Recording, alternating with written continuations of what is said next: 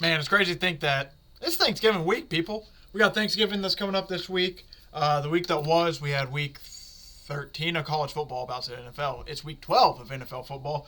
Crazy to think that 5 days ago was the Steelers-Browns Snow Globe Bowl. I mean, time is truly flying at this point. Happy early Thanksgiving. We got a fun week for you. We got episode today, episode tomorrow. Shout out to my boy Rowan going on Captain by Hook Thursday. We ain't taking no days off, baby. Thursday we're going to be talking a little bit of football, I'm sure. And probably going to be a whole episode, easily an hour of football talk. Can't wait for that. But those are the next 2 days. We got today to talk about. Today we got some NFL recap and some division standings to go over. Just kind of see what the lay of the land's looking like as we head into the final push for the college football. I was thinking about going over the college football playoffs, but obviously we're going to recap what was the last week because there was a lot of upsets in college football.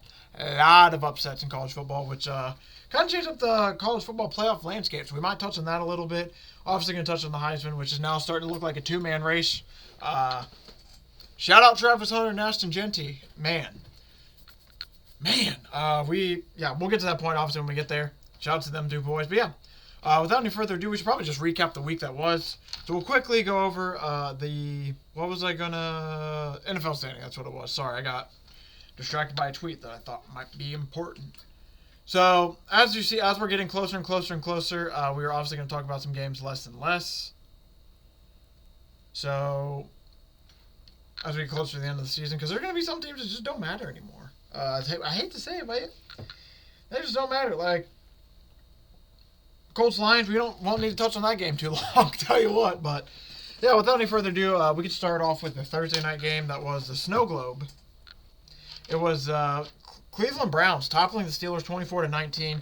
I mean, let's just be honest. This was a game I think a lot of people, if we didn't fully predict, we at least talked about it, especially on this show. I mean, I went over how it's like, man, it feels like the Browns are going to win this, but because the Steelers, with all the stats of Tomlin and Thursday night football games against division foes, like everything on the spot said, yes, Cleveland's game, Cleveland's game, Cleveland's game. We just didn't take them. We picked Steelers. Not shocked they lost. Man, shout out Jameis. Nick Chubb gets a touchdown for them. Jameis Winston got a rushing touchdown. Nick Chubb also got a rushing touchdown to end it. But this was honestly just a really fun game. Really, really back and forth. I mean, it was 13 points scored by the Steelers in the fourth quarter, 14 points by the Browns. I mean, this was truly a back and forth. Browns went up at half. Almost thought about doing the reverse Steelers special where Steelers would go up at half, Browns win the game, ended up just holding off. But Browns to win the first half, Browns win the game. That was plus 1,000, so that's one where it's like, man, kind of missed that one, but I don't think I would have. The more we think about it, it's like, man, would I actually taken that? But regardless of the betting, I mean, this was a fun AFC North football game. The Browns get a much-needed win. They improved to 3-8.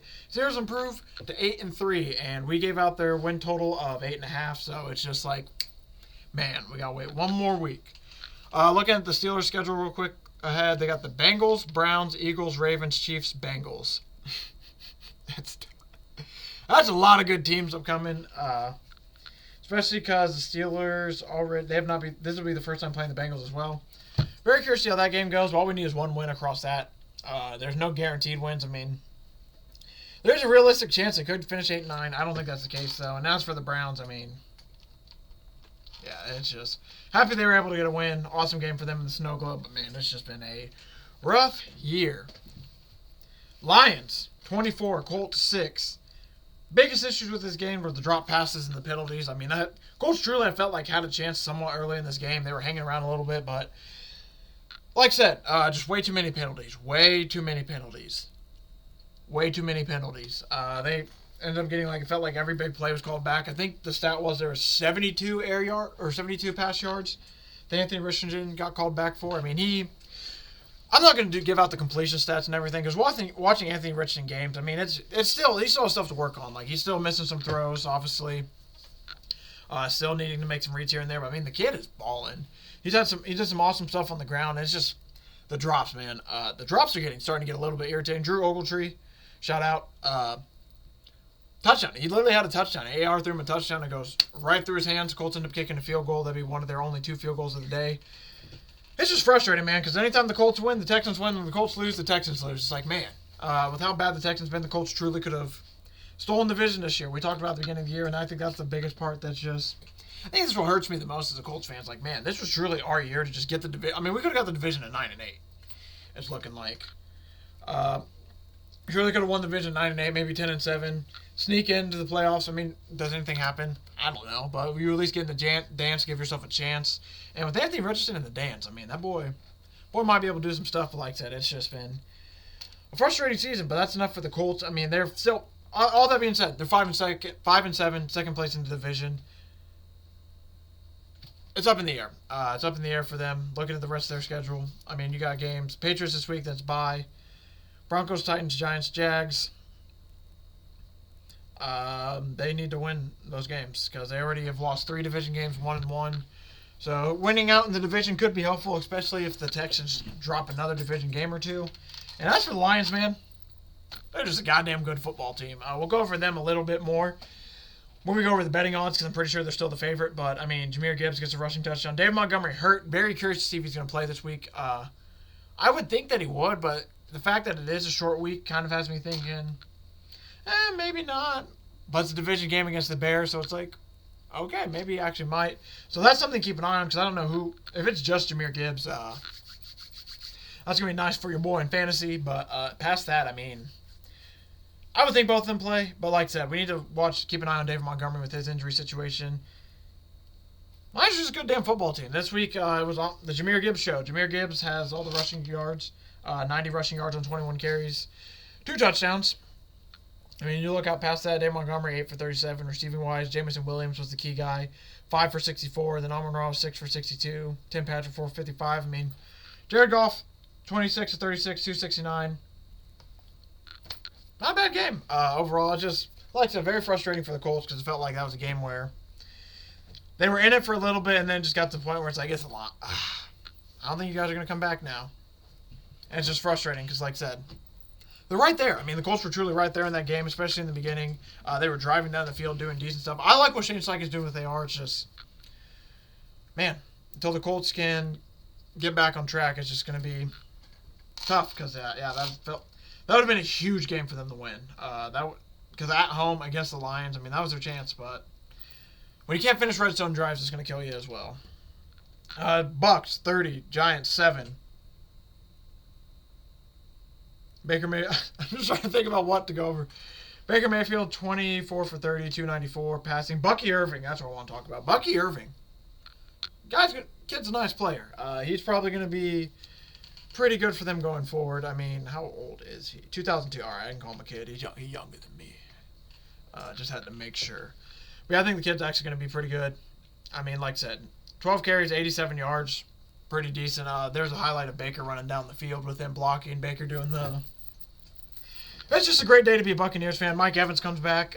He got 68 receiving yards, so I think he needs about 590-something over the next few games. So I'm going to be curious to see how much they feed him.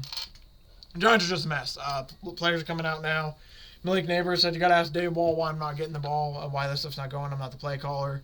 I mean, Tommy, the players are coming out like, man, we got rid of our best quarterback, and we aren't even playing the second best quarterback. So that sums it up, I think, best for the Giants. Like I said, sorry about that. Your boys just got out of the shower before recording, so the hair's still not settling just right. Anyway, though, like I said, the Giants, sum it up, the players are coming out saying this. They got rid of their best quarterback, and they aren't even playing their second best quarterback. Very clear what the Giants are kind of doing at this point. It's just a matter of, are they going to clean house? Who's coming back? This team is fully for sure looking into next year. Looking at the rest of their schedule, just simply for the fact that we took their under, we got Cowboys, Saints, Ravens, Falcons, Colts, Eagles. Based on how the Cowboys played the Commanders, don't think that's winnable. I mean, I feel we should feel pretty good about the under. I mean, they got to win 4 games out of their next, what is that? Man, it's crazy that we already have we only have 6 weeks left in the NFL. Time flying too quick, boy. I tell you what. We have 6 weeks left. The fact they can win 4. Yeah. I think we're going to be pretty safe. So that under's looking pretty nice for us. And as for the Bucks, I mean, important games upcoming. Panthers, who were just feisty. And then they got the Raiders, Chargers, Cowboys, Panthers, Saints. Not a bad schedule at all. I mean, the hardest game is probably going to be that Chargers game. But if they can win 5 of their next 6 all of a sudden get to like 10-7 or something like that. I mean, the Falcons, I think, on the other end have a somewhat tough schedule. So all of a sudden that division might be wide open. So that's NFC South. Something to keep your eye on. So David Montgomery, we need to keep our eye on for Thursday. We need to keep our eye on the NFC South for the division. Titans 32. Texans 27. Fairbairn misses a really close field goal. They could have tied it up with them. C.J. Stroud runs out of the back of the end zone like Dan Orlovsky. Did I play all the hits? Titans defense. Right, pretty decent. Texans defense. Played pretty decent, even though they gave up 30. I mean, this is one of those football games where it's just like a good football game. I mean, it's a good football game for the insect of, I mean, like, you got 13-17. Like, that's a good defensive battle football game. This was a good just football game in general. This wasn't no, like, 44-41 shootout. I think 32-27, yes, that's a good amount of points. That's 59 for us math majors, not me. But this is just a good football. I mean, you look, they get a really awesome return. The Texans get to start out. Then Case Stover gets a touchdown. Will Levis hits Westbrook-Ikine on a bomb for 38. Tony Pollard, of course, played him in fantasy and lost in my buddy's league simply on the fact that Tony Pollard, Jalen Waddle, and Saquon Barkley absolutely destroyed me. And then in my main league, Saquon Barkley, George Kittle, JSN. I mean, your boy got done in horrendous this week in fantasy. But Tolly Ponder gets a rushing touchdown. But the one that got me was the Jiggle Conquo, 70 yards, breakaway speed. Seeing stuff like that, like watching this game for the Titans was like, holy shit, where is this team all the time? I mean, that was one of those games where, I mean, this is like, okay. Seeing that, it's like, okay, if this was the Titans team that Titans fans were excited about, it's like, I can get why they were kind of hyped then. Because, like, this team is pretty awesome. It was a lot of fun to watch and everything, but like I said, for whatever reason, that team just doesn't ever show up. We get the other Titans team that just plays bad and can't do anything. But like I said, 32-27 win for them was huge. C.J. Stroud, man, is he okay? I honestly think he's fine. I mean, it's the NFL, man. People are starting to catch up with him, so now now he needs to get to his. I mean, also to be fair, his offensive line isn't they ain't the greatest. Let's be honest, but it's one of those situations now where it's like punch counter punch. C.J. Stroud, rookie year just came out, jab, jab, jab, hook, uppercut, jab, jab. It's like coming out swinging. Playoff game, NFL's finally able to get its arms up, start swinging back a little bit. Now this season, it's been a bit more of the, all right, CJ, you want this back. Now it's just fighting a nice median now. Now it's like, all right, now this is what they're doing to me. How can I get them back? So it's going to be the fun little game to see how the Texans are able to figure that out. And also, they just need to figure out their offensive line. Let's be real, because, man, they can't keep C.J. Stroud protected. This is going to be a long season. Because, I mean, man, you got Joe Mixon and Joe Mixon and Nico Collins back for this game. They did a really good job of taking Joe Mixon out. 14 carries for 22 yards. I think it's basically why they won the game. That being the Titans. Because they were able to, I mean, Nico Collins is 5 for 92. Tank Dell's 3 for 72, but they were able to, they decided, all right, we're keeping Joe Mixon out of this game. He is not going to get going, and that's how we're going to win this game. And sure enough, that's what we're able to do. And like I said, this was a big win for the Colts, who now all of a sudden still sit only 2 games back at the Texans for the division, man. It's absolutely insane. Dolphins 34, Patriots 15. Jonnu Smith, shout out, going absolutely off. Tua Tagovailoa. He's looking pretty good. All of a sudden, he's looking back. I think nothing can motivate you more than the haters. I think truly we're seeing some of the best motivations Tua's had since for a minute. I think it's been a minute, man. Because you see it, man. He already started off this year coming out with a bit of an edge. You could hear it finally, like, getting tired of the media talking about him and the way they've been talking about him. And then you hear everyone's like, oh, he needs to quit football. He needs to quit playing after these concussions. We don't want him to get hurt. He has to quit playing. No more football. No more football. And I think Tua really took that to heart. He's like, all right, they don't want me to play football anymore. You need to quit playing football. Hey, Tua, you're done playing football. He's looking himself in the mirror. Now we're seeing some of the awesomes out of it. Oh, it's about Tua. Right. Yep. It's been awesome to watch Tua because he's been truly... These last 2 games, he's been truly awesome. He had a no-look toss. That was pretty cool where he did the run fake and then just did a... Pretty ballsy. I agree. But we are 29 for 40, 317. I mean, to be fair, also these last 2 weeks, I do want to keep it in a somewhat perspective. These last 2 weeks, Dolphins have played the Raiders. They have played the Patriots. The Rams, who are looking more like maybe they aren't the best team in the world, but regardless, so not taking anything away from Tua, I think he's been playing pretty good. The real question is, man, Tyreek Hill's really hurt, isn't he? Because he is just, what is going on? I mean, Tyreek Hill, 5 for 48. We're going to read Tyreek Hill's game log. That's my biggest takeaway. We'll save the Patriots talk for a lot later on, because like I said, Drake May's awesome. He's fun to watch and everything, but past that, I mean, he does not have a lot of help out there. Late touchdown from Austin Hooper made that game look a lot closer than it was. Or not even. I think it was a pick six. There was like a pick six late in the fourth, or like a fumble six, to where they brought Tua back out, because it's like they benched him with like 10 minutes ago because the game was pretty much over, so they were sitting him and everything, and then that touchdown happened. Where's it at? I'll just give you that before we talk about the Tyreek Hill point. So at this point, 10-22, they sat Tua because they're like, all right, we're up enough. Jalen Wright ends up fumbling, which I think was just, I can't remember if it was a bad toss, bad handoff, but it's something between the quarterback and running back just wasn't right. And then New England scores, gets the 2-point. I mean, past that, they scored a touchdown with 13 minutes left. So I'm assuming he got benched in the fourth, because they scored a touchdown with Austin Hooper for 30 yards, then got that touchdown, Tua ends up back in. But like I said, biggest question I have is, what is going on with Tyreek Hill? These last few games, man. 5 for 48, 7 for 61 and 1, 3 for 16 and 1, 4 for 80, 6 for 72. Like, something's for sure wrong. There's something like the wrist. He said it was hurt a little bit in the preseason, and then there's rumors that the arrest issue that he had made it a lot worse. At this point, like, there has to be some serious damage, because he's just not the same guy, and it's just weird. So that's something I'm keeping my eye on for the Dolphins. Like, man, is Tyreek Hill just not right? Or is he old? What is it? Because this season's just made no sense. Especially when you see the youth that the running backs have had. Like Derrick Henry, Saquon, Barkley. Like these old men looking young again. So weird that, old men, by the way. But it's just so weird that Tyreek Hill just isn't right. Cowboys Commanders. What in the hell, Commanders? Just took them way too long to get going.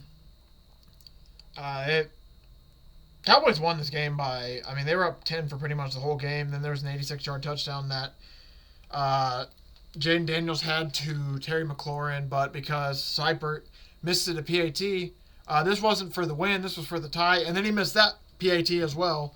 So after missing 2 extra points, they lose by 1, but then they try an onside, end up giving up a touchdown to, it was on the onside, I forget who the guy was, but they scored for the Cowboys, and this is, yeah. Biggest thing that we need to worry about now is like, all right, the Commanders have lost 3 in a row. Maybe even 4 in a row. Is it 4 now? Yeah. Okay, so it's just 3. They've lost 3 in a row now. They have the Titans before getting into their bye. You would think they would beat the Titans. I'm going to pick them personally to beat the Titans, but man. After the Titans, you got Saints, Eagles, Falcons, Cowboys again. This is getting... It's getting a little bit scary for them, because at this point, I don't think they're going to win the division. I think Eagles for sure stole that. We'll talk about the Eagles here in a minute, because my God, Saquon. That boy ridiculous, man. Man. He's going stupid right now. But yeah, like I said, Commanders are... The second half slump is starting to hit Jaden Daniels a little bit. Kind of mad we didn't sprinkle on Bo Nix for Rookie of the Year, because he went from like plus 1,400, now he's plus 125. Really mad we missed that one. But the Cliff Kingsbury, his second half of seasons usually is a step down from the first half. That narrative seems to be added again. Jaden Daniels he has to have cracked ribs, right? We're probably going to hear at the end of the season, like, yeah, he's playing through some cracked ribs and rib issues and all that, because he doesn't seem fully the same either.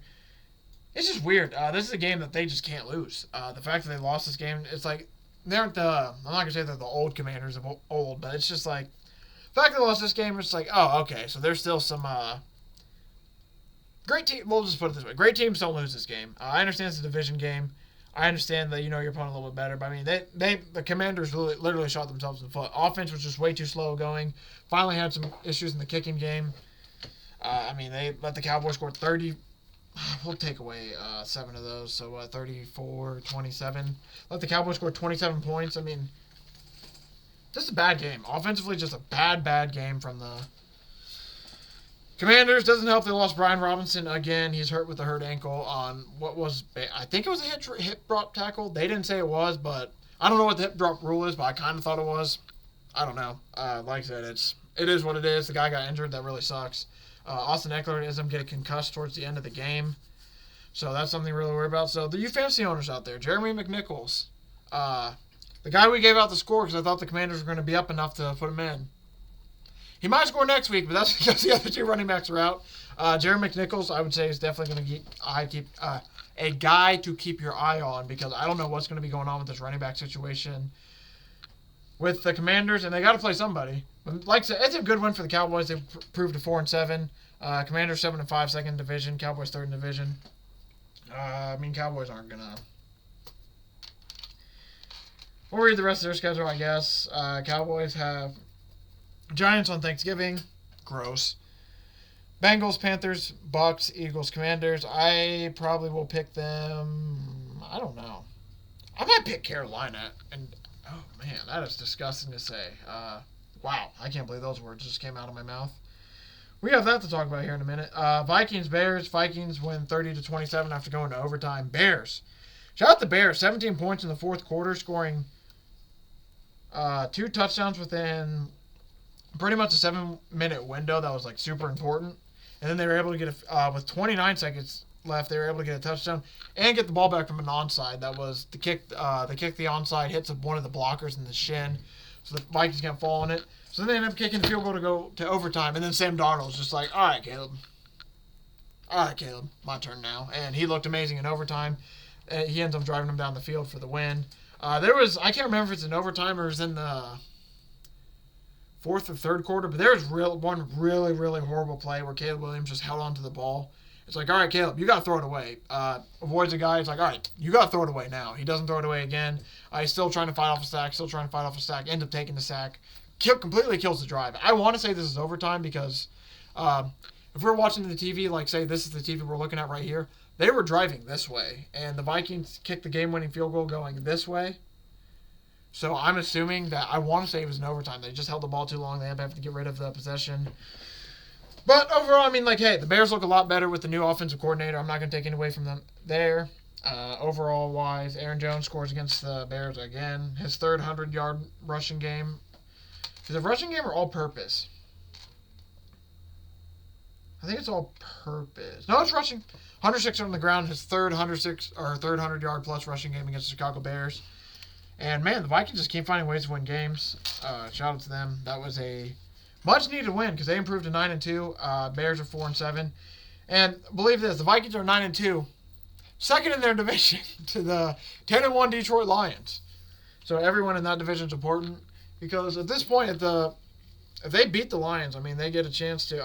Actually, I think they already lost in the beginning of the year, so it might not matter. But everyone's important at this point. But man, it just sucks to think that you're 9-2 and second in your division. That's tough. You can't play much better football than that. And as for the Bears, are 4-7, last place in the division now. We'll talk about that a little bit more in the division standings. But Caleb, he's starting to look a lot better, and apparently he set a record. This is interesting. So Caleb Williams apparently set an NFL record for most consecutive pass attempts without a touchdown or interception, 165, prior to his touchdown pass versus DJ Moore. Man, they find the stats for everything now, huh? Moving on, though. Chiefs-Panthers. Chiefs win 30-27. This game, basically what happened is what we talked about Thursday, where the Chiefs, I don't know if they fully came in super serious, but it's also just the new Chiefs. We got to come to accept this, that they just aren't going to cover anymore. They're just going to win the games how they need to win them, and it doesn't matter. Because, it literally felt like the Panthers were close to this game the whole time, pretty much, and then it felt like the Chiefs got the ball back in with 2 minutes left or something like that. It's like, oh, they're going to win. That's guaranteed. I think when they got the ball back with, I want to say, so it's not that possession. There was a minute 46 left when they got the ball back, and this is after that Carolina scored a touchdown at 3:21. Oh, the drive started at 3:21. Excuse me. In the quarter, and they scored a touchdown, get the 2-point to tie it up. And literally, when Chiefs got the ball back, it's like, all right, they're gonna win this game. Just sucks that they didn't cover. Man, they're frustrated, dude. They just don't cover and they find ways to win. But I will admit, this team does feel... I'm not going to bet against them, but it does feel like, all right, of all teams... We said it last year, though. This is the team to get got. No, it's just, there's very, very weird stuff about this team. It just sucks, too, for non-fans of them because they're going to be getting Pacheco back soon, which will help them out a lot more in the run game. I mean, there's just nothing to take away. I mean, they just had the not best of games, and they still won because that's what they're Chiefs. That's what they do. Biggest thing I want to talk about this game is Bryce Young, man. Getting balled out. This is one of the best. This is the second best game I think he's played in his career behind. I forget who said this, but I 100% agreed with him. I'm like, man, this is probably the best game he's played in his career. And then somebody reminded me of the Green Bay Packers game last year, and it's like, oh yeah, he played really awesome in that one too. 21 for 35, 263 passing yards, 1 passing touchdown, 3 rushes for 20 yards. I mean, the kid did all you wanted him to do. He looked truly good back there for what you wanted him to do. He looked pretty good, I thought, and I'm just super happy for him because all of a sudden it's like, hey, maybe they found a guy, and maybe he might not be Carolina's guy, but I think this game right here helped out Bryce Young a lot, and for sure added at least 2 more years to his career as a backup because there's a lot of good stuff he put on film in this game, and like I said, I'm just truly impressed with him. Packers win 38-10. There's not too much to talk about in this game. Packers just absolutely kicked the dog shit out of them. Shout out Josh Jacobs, 3 rushing touchdowns in this. Also shout out George Kittle for just absolutely going off and killing me in fantasy. Man, the number 1 guy in my league. Don't ask me how he got this team, but it's Lamar Jackson, Derrick Henry, Saquon Barkley. I mean, he traded away Terry McLaurin for Keenan Allen, which I thought was beyond dumb. I still am mad that he didn't give me a chance to get Terry McLaurin as a guy who has Jaden Daniels. I'm pretty pissed. But yeah, Nico Collins on that team, by the way. This is Lamar Jackson, Derrick Henry, Saquon Barkley, Nico Collins. His lineup definitely gets a little bit weaker after that. He also has T. Higgins as well. I mean, that's our first place guy in fantasy. Yeah. Yeah, and he has George Kittle on his team, just occasionally giving him 20, which was just like, god damn it. I played him last week, and I can't even tell you. I probably lost by, like, I didn't even bother to look because I had Quentin Johnson playing. That was it. Man. Your boy's in second place still in fantasy, which was awesome. It just sucks to lose last week. But because there's a chance where, until Saquon had 46, yeah, give Saquon like 20 points out of 46. I'm going to lose by 20 instead of losing by 40. I mean, there's nothing you can do, man. Hey. kind of like how the 49ers against the Packers. There's just nothing you can do sometimes. Sometimes it's just, even with fielding some of your guys, it's like, hey, we just don't got it today, boys. And that's for sure what happened here with the 49ers. I mean, they just, between the injuries and everything, I mean, they just stood 0 chance in this game, honestly. Feel for them. Hopefully they get some guys back. But, man, 5-6 sitting at the bottom of their division. We'll get into the division talk here in a minute. Crazy. Last 2 games to talk about. Sorry, we got 4 to talk about. These are the last 2 of the 4 o'clock window. Cardinals 6, Seahawks 16. This game was just a good football game in the fact that it was just disgusting. JSN seems to be getting a lot tighter with Geno Smith. Tyler Lockett's days in the sun might be over. We thought JSN would take over last year. He didn't all of last year. We thought he'd take over this year, and it was a bit of a slow start, but now it's starting to look like, okay, JSN, that's his second role. Where this game truly flipped was Kyler Murray threw an interception to Kobe Bryant, where when he rolled out right, guy's wide open, where he just needs to put it on him, sails it, throws it to the guy behind him, interception, takes it to the house. Even in the last possession, where they end up kicking a field goal with 10-11 left, or not, I guess it is in the last possession, holy shit. That was that early in the 4th, god damn. There's truly a chance where the Cardinals could have came back into the game. They could have scored a touchdown, they drive all the way down, but instead they end up kicking a field goal because just the Binky, as I heard on the Fantasy Footballers, shout out, Trey McBride, he got a lot of targets that game. It just, I don't know if it's game plan, I don't know what it is, but man, I'm sick of these fucking Cardinals, man.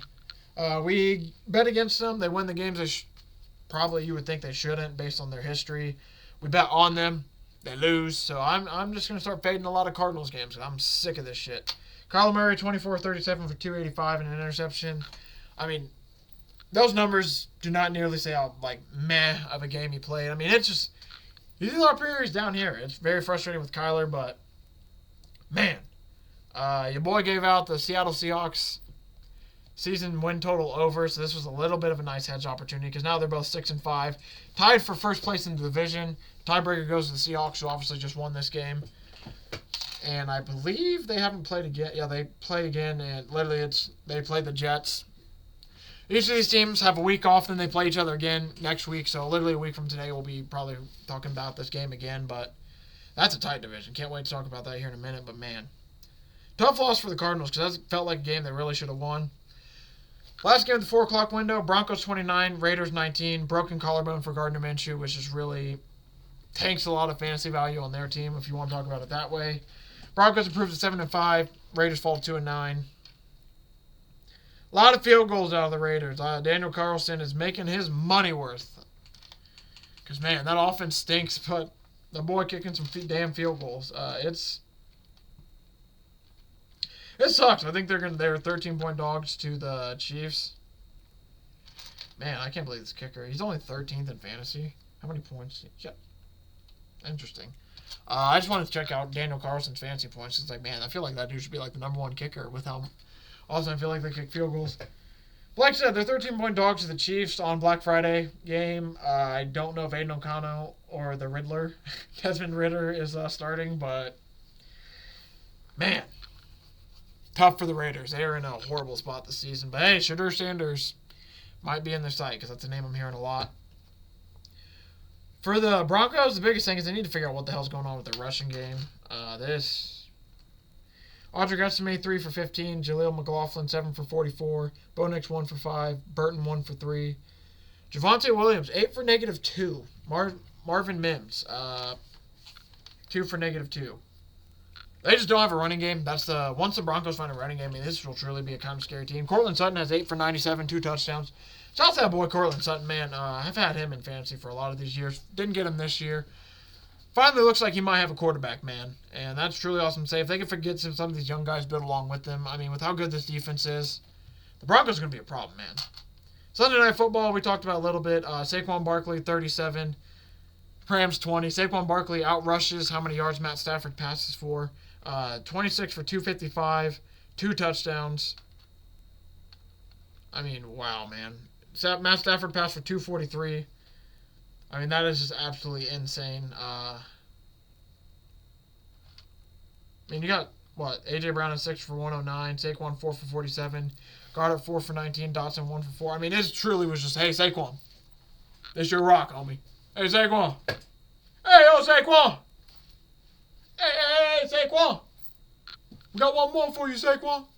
A lot of that happening, and, man, he made it worth it. I mean, we're talking 30 total touches, almost, what is that? 302 total yards of offense just in Saquon Barkley alone. Sets the Eagles' single game rushing record as well. Shout out to Saquon, man. Hey Saquon, one more for you. But no, for real, I mean, they just had a really awesome game. Sucks. If it tells you, we gave out A.J. Brown a score. We gave out Saquon Barkley a score. We gave out Jalen Hurts a score. I wasn't able to get a bet in on A.J. Brown in time. Saquon Barkley, as I'm going to bet on him, scores his first touchdown. And Jalen Hurts was the one guy we ended up betting on because we didn't get the other 2 in time, and he didn't score. So that was tough. But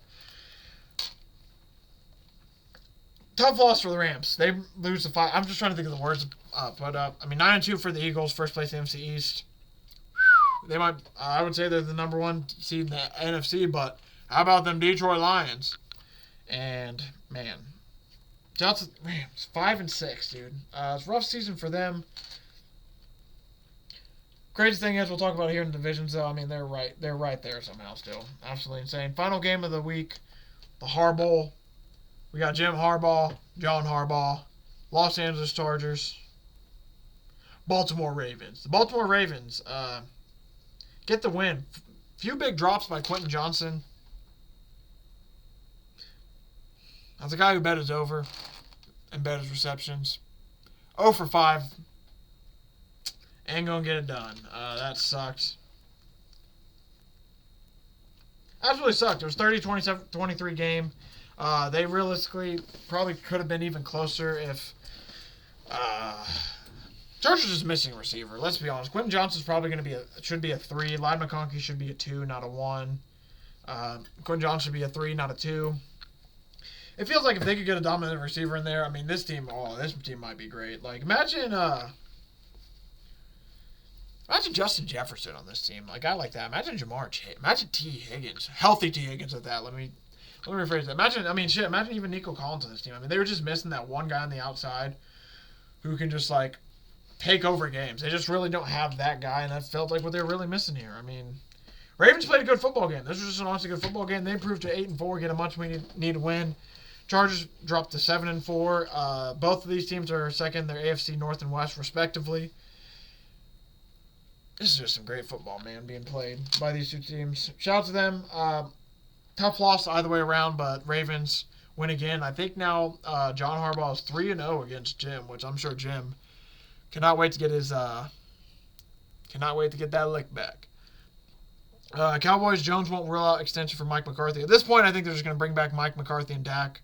Maybe run it back one more time. I mean, Dak for sure is coming back. I don't know if Big Mike's coming back. That's one where I could maybe see him going, but at this point, they might just run it back, and I can see Jerry being like, oh, it's just injuries. We can be okay. But, no. Oh, well, this answers our question. Aiden O'Connell is expected to start against the Chiefs, so it's awesome to see him back. I believe this was the game he actually got hurt, was against the Chiefs, if I'm not mistaken. He broke his thumb. Been out since October 20th. He's returning to this game. I want to see if that changes the spread at all for that game on Friday. Takes it to 12.5. All right. Raiders worth 2 points on the other end. That's good to know. I was just curious about that. But yeah, shout out to Aiden O'Connell making his return. Former Boilermaker. DeVito has sore throwing arm after loss to the Bucks. Oh, man. I don't know. Hopefully he's okay. I'm assuming it's not a super, super serious injury. I'm assuming it's just from like, hey, welcome back to playing football. Welcome back to getting hit. It hurts. Barrett's ending retirement. Reportedly willing to play for Dolphins. Shaq Barrett ended his retirement less than 6 months after stepping away. He's he's willing to resume his career with the Miami Dolphins. I don't know. I'm assuming that Dolphins might let him go and walk. I don't know, but it sounds like that'd be a situation where they're going to finally get somebody. Somebody's going to need him, and somebody will probably get him. It's just a question of, do the Dolphins need him right now, or are they willing to part ways with him? Apparently, Brian Daboll spoke with Malik Neighbors after what he said post-game. Again, you want to get the ball in his hands. This is what Daboll had to say. He's a very competitive individual. He says, again, you want to get the ball in his hands, and I got to do a better job of getting the ball in his hands early. He's a smart guy. He's a smart young guy that's very competitive. And again, when you lose, let me just retry this. Holy shit! I mean, my God, this was written so poorly. Also, it doesn't help that I can't speak, but there's a few words extra thrown in here that.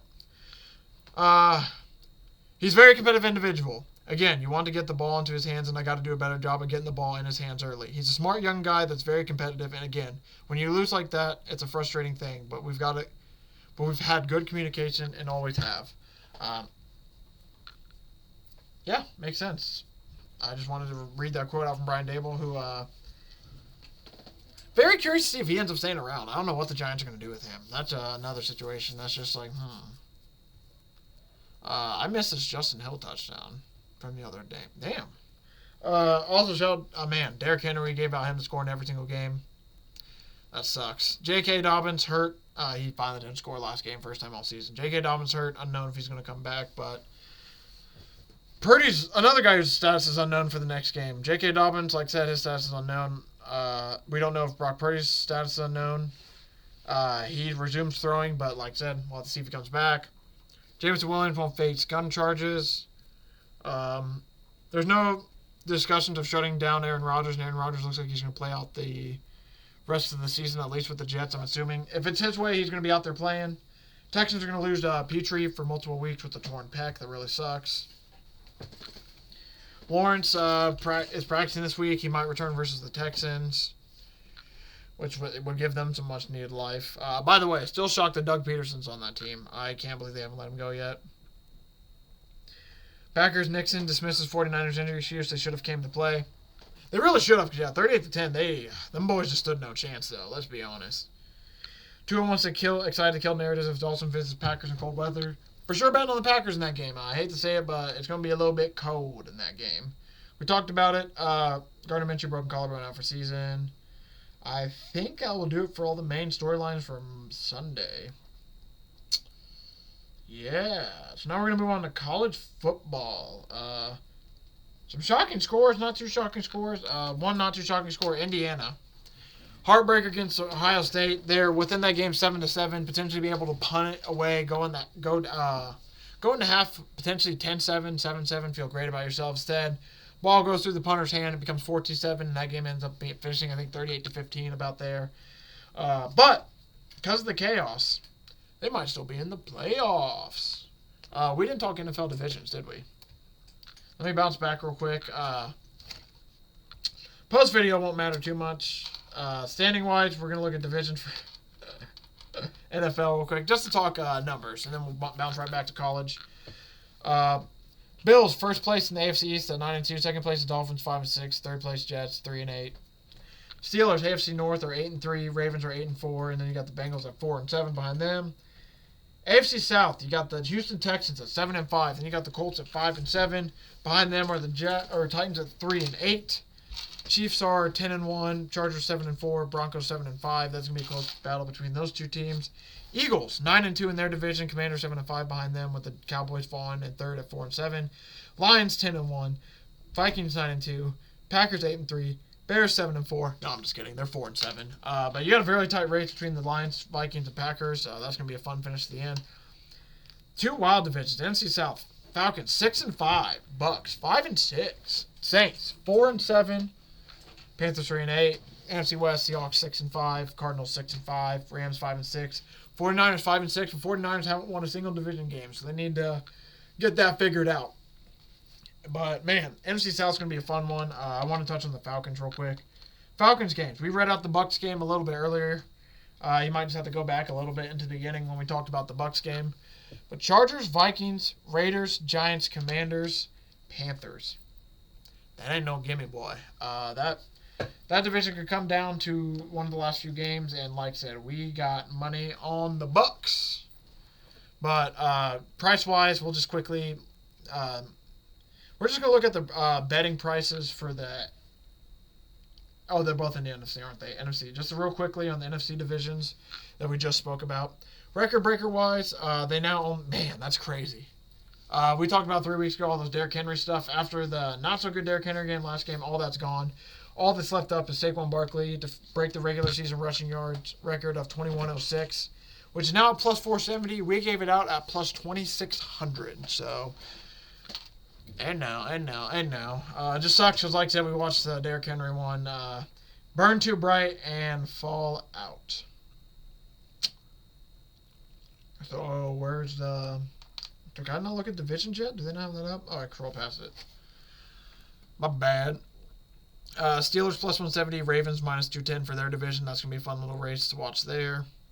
Eagles are minus 4,000, Commanders plus 2,700. If you think Commanders can turn it around, I'm not too confident in that one. Lions are minus 600. Vikings are... For Vikings only being one game behind them at plus 700, that might be worth a sprinkle. But I'm not going to bet it myself personally. Bucks are now plus 260. Falcons are minus 280, so that one's kind of tightened up a little bit. This is where you can have the most fun. Cardinals plus 155, Seahawks plus 175, Rams plus 450, 49ers plus 600. I would take Seahawks potentially at plus 170 if I'm going to take anybody in this division. Rams have just been too frustrating to deal with. But yet again, Seahawks kind of play like... I mean, Rams and Seahawks feel like almost identical teams damn near. Where it's like one week they can look great, and then the next week it's like, oh man, they kind of suck. But like I said, that does it for the divisions. I just wanted to bring it up real quick. We will talk about that more in depth probably next week after. Maybe the week after, because this upcoming NFL slate we have, by the way, sorry for standing up. My legs, your boy's cramping a little bit. Your legs a little tight. But next week, full slate of games. Week after, we have our last big bye week of the season, so we might do a little bit of division talk there because there won't be as many games going on, but yeah, football. Time to go to college football. Like I said, we'll start going over some scores. We briefly touched on it just a second ago, but I have to kind of repeat that because it's going to be in the NFL portion of it for those of you who click to the college football timestamp. Indiana truly had a chance to keep it close with Ohio State. First drive, they looked great. And then Ohio State started blitzing the second drive. And that really, once Ohio State started blitzing a lot more, that's where the game really felt different. Where it's like, oh, man, Indiana just cannot protect against this blitz. Regardless of they're about to go into half 7-7, it's like, all right, not horrible. Maybe they'll give up a field goal here. But hindsight being 2020 now, they gave up a punt return touchdown. So that damn well could have just happened there. But instead of just punting it, ball goes right through the punter's hand. Ohio State gets set up perfect field position. 14-10 or 14-7. 21-7 after a punt return touchdown in the second half. So they end up pulling away with it. But thankfully, thankfully for those of us who have bet on IU, not thankfully for any other reason than that. IU has a chance to still make the playoffs. Because SEC, man, ate themselves alive. And so did the Big 12. Let's move on. Purdue kept it close against Michigan State. Man, shout out to them. San Jose State did not keep it close against UNLV. Man. Notre Dame blows out Army 49-14. Big win for them. Just leave no doubt. Now if they beat USC, Notre Dame will be in your college football playoffs. UConn gets a late touchdown for us to cover, which was awesome. Minute 29, baby. I can't remember if they're the team that's done it twice now or that's the second time in like 2 or 3 weeks, but we've had a backdoor situation. Shout out to them. SMU wins 33-7. Big win there. Jacksonville State wins 21-11, covering for us there. Big win for Jacksonville State in our future on them to win conference as well. They have a big game next week against Western Kentucky. Big game. North Carolina basically no-shows up against Boston College, and now Mac Brown has been announced as fired. They're letting him go, so it's going to be interesting to see how the job search starts there. Crazy, though, because I was just listening to a podcast where they were talking about, they'll probably let Mac go, one more year because they don't want him to finish. They want to at least let him finish out. They probably don't want to get rid of him. And shit, I'm surprised they didn't even give him to the end of the season. I mean, they got rid of his ass. They got, 1 game left? They're like, no. 1 game left included, and then 2 maybe counting the bowl, and they're like, no. No. Well, you think you're coming back? No. Ole Miss, 17-24, Florida. Massive upset for Florida here. They put Ole Miss to 8-3 now. So now is the question, is a 3-loss team getting into the playoffs? I kind of said that wrong, but yeah, it's a 3-loss team getting into the playoffs. I don't know. Miami, this game was really, really close up to the fourth. I mean, it's 20-14 going into the third quarter, no score. In the fourth quarter, Miami adds 22 extra points to put this game away. Absolutely put it away and leave no doubt in sight. Man, why is that hurting so bad? Sorry, there's something with my chair now, too. Indiana, 15, Ohio State 38. We talked about that game. Illinois misses a field goal to close out the game. They need to kick this field goal to win. They don't because it's a tie game, right? Yeah, so they get a chance to kick a field goal to win. They don't. Rutgers. 6. Wait, am I not doing math right? They scored a field goal, that's why. Okay, yeah, so this field goal will put them up 1. Touchdown would do what it did for them. So, right as they're basically kicking it, it goes through Rutgers. Slams the timeout. Kicker ends up missing it, 10 yards left. And I heard it was 10 yards short. It looked a lot closer on the TV than I thought that I was told. So now hearing that back, it's that makes a lot more sense now. So instead, 4th and 13, Brent Bielema of Illinois sends his offense back out there. They convert. Luke Altmaier, catch made by Pat Bryant. So we got a Luke Altmaier laser to Pat Bryant over the middle of the field. Pat Bryant just, literally it was about around midfield, and then you see Pat Bryant up the sideline, curl it up. That boy gone. Touchdown for Illinois. They cover for us there, and what was an awesome ending to that game because, wow, thought they were dead in the water. Georgia beats UMass 59-21. More of the facts that they let up 21. Florida State, big win against Charleston Southern, wins 41-7. Shout out Florida State, man. Bowling Green destroys Ball State. Appalachian State beats James Madison. Big win there for them. TCU beats Arizona. Big win for them. Charlotte beats Florida Atlantic. Kennesaw State beats FIU. Massive win for Kennesaw State, who now has won 2 FBF games this season. South, let me know. UCF loses to West Virginia. West Virginia, bowl eligible. Big 12, 9 teams alive. That's absolutely crazy. Penn State survives the scare, 26-25 against Minnesota.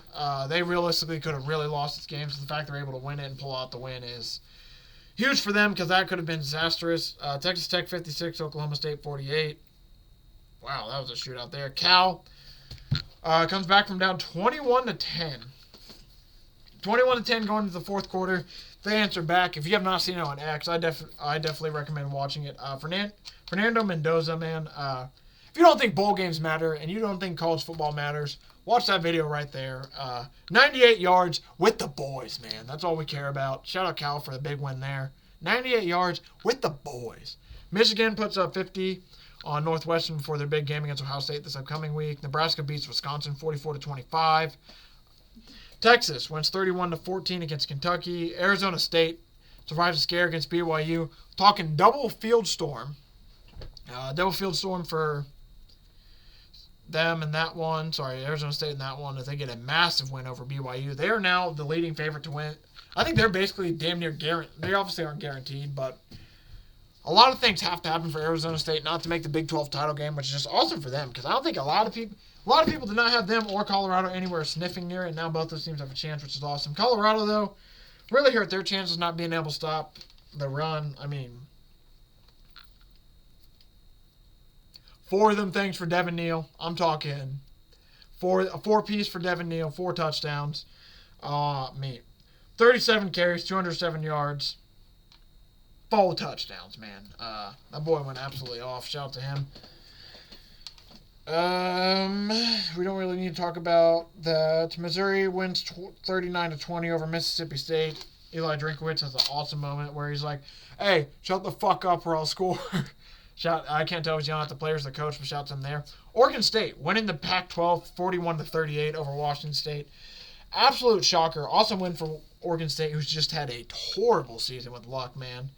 They've just had some really, really bad luck with injuries, with other stuff, so it's been just a bad season for them. So to get a win there has just been awesome. Boise State survives the scare. They win 17-13 over Wyoming. Massive for them to win that game. Iowa State wins 31-28 over Utah. Texas A&M falls to Auburn in 4 overtime. Shout out to Auburn. Massive, massive win for that program. LSU wins 24-17 in their game. Alabama, 3. Oklahoma, 24? 24? That might have just took Alabama out of the playoffs. They're now an 8-3 3-loss team as well. Wow. That was a shocker. Can't believe they lost that game, honestly. Kansas State blows out Cincinnati. Duke beats Virginia Tech. USC beats UCLA to end it. Air Force beats Nevada. And then Fresno State Colorado. Excuse me. This is massive for the Mountain West. I forgot. Fresno State beats Colorado State 28-22. I think that virtually I'm not 100% sure. I haven't looked this up, obviously, but I damn near think that locks up UNLV Boise State rematch. Wow, a lot of fun games. So now looking at the standings, we'll go through the MAC. You got Miami of Ohio and Ohio are in the first place teams, tied with Bowling Green. All only lost 1 conference game there. We're going to go to the Big 12.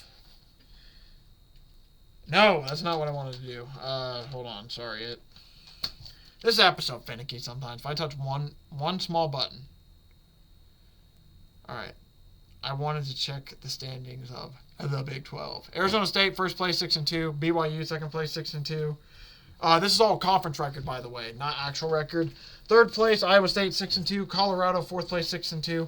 I mean, you're talking 9 deep, because right after that, you got 4 or 5 teams that are 5-3 right there. So Big 12, I mean, everyone's still alive in it right now, but that's obviously going to change after this upcoming week. ACC, SMU is technically in first place, 7-0 in conference. Clemson, second place, 7-1. Miami, third place at 6-1 there. That's going to be an interesting finish to see who's going to make the title game there. SMU playing Cal, that's an important game. Clemson playing South Carolina, both those teams trying to keep their playoff hopes alive. Miami playing Syracuse. Wow, that's going to be a fun. ACC is going to be a fun one there. Big Ten, Oregon, Ohio State's pretty much. Unless Ohio State loses, and I think Penn State and Indiana might have a chance to get in. I don't know who gets in first over the other. I'm assuming it's Penn State first. Could be wrong about that, but man, that's a crazy one there. And then we got, so we did that one. So we did Big 12. We did Big 10. SEC, I think this is the last one we got, right? Yep. SEC was the last one I want to talk about. Just for the big conferences. We'll talk on all the conferences next week when it's conference championship week and we have the games and everything like that. But I just wanted to do some things just to keep an eye on. You got Texas 6-1, Georgia 6-2, Tennessee 5-2, Texas A&M 5-2, South Carolina 5-3. That's going to be a massive week. This is going to be a massive weekend, and I mean, rivalry week's upcoming in college football. It's going to be a massive week in that. Very, very excited to watch that. We're going to end now with some college football Heisman and college football playoff talk. Like I said, we're going to end this off real quick with some college football playoff talk. So obviously they've taken away a lot of the teams that are. We're just going to read all these teams they have out here right now to make the college football playoffs. So they've taken away some of the teams like Ohio State. We're pretty sure they're going to make it, so they aren't on it. Oregon, they're going to make it. They aren't on it. So a lot of those teams are off. So we're going to look at some of these numbers for teams that are on it. They got Arizona State, plus 134. I'm just going to give you out some of the ones I like. So I do like ASU plus 134 right there. Man, we should have done Heisman first. Fuck. I really want to do Heisman first because that Heisman talk's going to be like 20 seconds. So you can bet on the FCS right now? Ooh. I have to do some deep diving into that. But no, let's talk Heisman real quick. You got Travis Hunter minus 850, Ashton Jeanty plus 550, Cam Ward plus 1400, Dylan Gabriel plus 6,000, Will Howard plus 40,000, and Shedeur Sanders plus 40,000. So those look like those are 6 names that can make it. So if we're going to go back to last week for our Heisman ballot, we said Hunter, Ashton Jeanty, Cam Ward, Shedeur Sanders was the ones. We also put Curtis Rourke up there, but now that Indiana lost, we can realistically take him off. We've been pretty much on this last 2 weeks. The week before that was Hunter, Gabriel, Ashton Jeanty, Cam Ward, Jalen Milrose. I mean, we've been pretty much all over this last one, but so we're talking 5 guys make it to New York. We got 6 names here. Who's going to drop off between... I think Shedeur probably is the sad one who doesn't make it. I hate to say it, but I think he's going to be the one who doesn't make it because they're going to send 2 Colorado players, which would then leave just Travis Hunter minus 850. You got Ashton Jeanty plus 550. This is probably the best opportunity I've had in a while to hedge with Ashton Jeanty again. We talked about Ashton Jeanty at plus 3,300, and then a week later he's like plus 1,200. So we haven't really had a chance to bet on him since then. But we've had tickets on Travis Hunter and Ashton Jeanty. I'll admit, I cashed out my Ashton Jeanty ones at the perfect time to put some more on Travis Hunter, and then I cashed out one of those Travis Hunter ones, and I'm looking at myself like, boy, you a fool. At the time that was needed, but Travis Hunter minus 850, Ashton Jeanty. I think those are the 2 legit ones who are going to win it. I don't think it's going to go to quarterback this year. It's just a matter of who gets it. If I had to pick, I think what Ashton Jeanty's done has been amazing. I think that he for sure deserves it. I think he's earned it. I mean, he is their team. Without him, Boise State for sure loses 2 or 3 less games. But with all that being said, what Travis Hunter doing, it's truly special. I mean, stats don't. I mean, that's one part that sucks about being a cornerback. Is stats don't always tell the story because I mean, he's not always getting targeted. He's all the snaps and everything he does play, though, that can be tracked up. I just personally, for me, even though I do have some money investment on it, I do think at this point with the season put together, it is Travis Hunter, just for the simple fact that like he has kept Colorado in a few of those games as well with how spectacular he's been. It's just the thing that sucks is the argument is like if you look at Ashton Jeanty's numbers, I mean he's number 1 in like everything rushing wise, so it's just like I can also see that argument. But like I said, now moving like college football playoffs, I do like Arizona. Back to that, I do like Arizona State plus 134 because I think it's pretty much going to be them, BYU, or Colorado. I think are going to be the 3 that make the title game. Alabama to make the playoffs is plus 210. Yes. I don't know if they will really or not. Army's plus 3,000. That might be worth a sprinkle. That's one we're gonna write sprinkle on. Like I said, because it's 10 to win 300. If Boise loses and Army wins their conference, there's a good chance Army's getting in. Let's just say there's like Army's like 2 other teams losing away from getting in with that auto bid. So Army, I think at plus 3,000. I love the odds there just for that. Boise State to make it's minus 300. That's our favorite to make it at the group of 12. We gave that out at plus 250 a few weeks ago. Now it's minus 300. Clemson to make it's plus 194. I don't know about that one, Chief. Colorado to make it's plus 650. The only way they're making it is winning the championship game, which I obviously think they have a shot at. It's not in their control to make it now, which really sucks. Man, that loss to Kansas just hurt them bad. Indiana to make college football playoffs is minus 8,000. Wow, I think they're going to kick the shit out of Purdue this weekend. By the way, that's going to be one of my bets. If you want to get an early jump on that number, we're betting Indiana. Whatever you want to give me, I think they're gonna run it up on Purdue. Indiana minus 8,000 to make the playoffs. That was insane. Iowa State, that's another team I was thinking of. They're plus 260 to make the playoffs. That's a tough one because they make the title game. Why not them? But for me, I think between Arizona State and Colorado, those are going to be the two teams I like out of the Big 12. Miami plus 260. Miami minus 260 to make the playoffs. That one feels pretty safe there. Missouri to make the playoffs is plus 2,800. Nah. Notre Dame to make the playoff minus 650. They beat USC this weekend. They're in. Ole Miss to make the playoffs plus 420. They are going to need a lot of help to get in. Minus 152 for SMU. I will say the Ole Miss plus 420. Not a horrible lot. I think it's going to be them or plus 440, South Carolina being that 3-loss team that gets in. So that'd be the team that I lean for because even if they make the title game then and they lose a fourth time, I don't know if they get totally punished for having that title game loss. So those are two teams in the SEC that 11-12 seed potential with Ole Miss and South Carolina. Tennessee to make it's minus 480. I don't. Nothing there for you. Texas A&M to make it plus 710. They have a really, really tough road now with the loss. Tulane to make it's plus 410. It's Tulane, Army, Boise. UNLV is plus 650 to make it. I think it's truly between Tulane, Army, and Boise. I think Army or Tulane gets in before they put in UNLV. I think my order for that is, I think it's, obviously all this depends on, so if let's say Tulane and Boise State wins their title games. I think it goes Boise, Tulane, Army, UNLV. Let's say UNLV wins the title game. Army wins their title game. I think Army gets in over them. Tulane wins. Tulane gets in over UNLV. I truly think that it's going to take, like I said, I think my order is Boise, Army / Tulane, whoever wins that title game, and then it would be UNLV. But yeah, man, I think that's going to do it for the show today. Tomorrow we're going to be giving out all my bets, breaking down some rivalry week, breaking down some week 13 in the NFL. Turkey Day, baby. Can't wait, man. Like I said, hope everyone has a great Thanksgiving. It's going to be a fun little week. Just got a little 2-episode banger of a week for you. And, man, like I said, appearing on Captain by Hook Thursday to talk a little bit more football and everything. I'm excited, man. Appearing on his show. First time doing, I think, a show on Thanksgiving with him. I don't think we did it last year.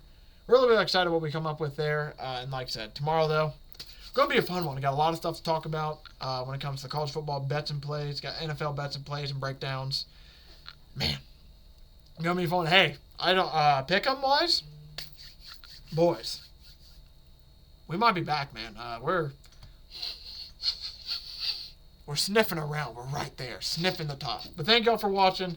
Thanks for the support. I really do appreciate it. And I will catch everyone back in this feed tomorrow to go over my bets and plays for the NFL Week 13 and college football Week 14 rivalry week. Wow, man. One more week of college football, and it's about to be bowling season, man.